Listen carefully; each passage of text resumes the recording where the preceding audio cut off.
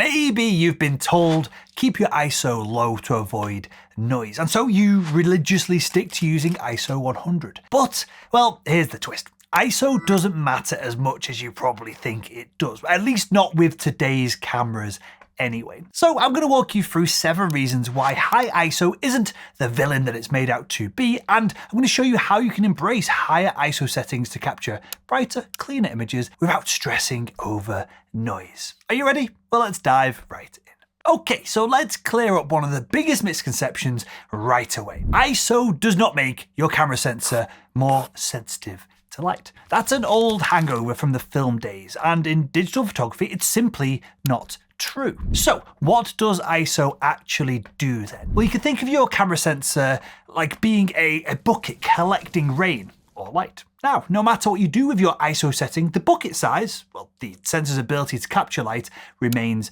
the same. So when you increase ISO, you're not collecting more rain. Instead, you're turning up the power that amplifies the signal, the amount of rain that's already been captured. That is why ISO is often called a post-exposure adjustment. And here's the practical takeaway from all that technical mumbo jumbo. ISO is just a brightness amplifier. It doesn't increase the actual light that's being captured, but it does make your image appear brighter by digitally boosting the signal. Now, you might be wondering, if it's just an amplifier, why not keep ISO super low and then brighten it up in post-production in Lightroom later on? Well, great question. Stick with me because the answer to this question ties into something called the signal to noise ratio, which we're going to dive into next. Okay, so here's the part where ISO gets a bad rap. You've probably heard that cranking ISO introduces noise, those grainy speckled patterns that you see covering your photo that can ruin your perceived image quality. But here's the thing, right?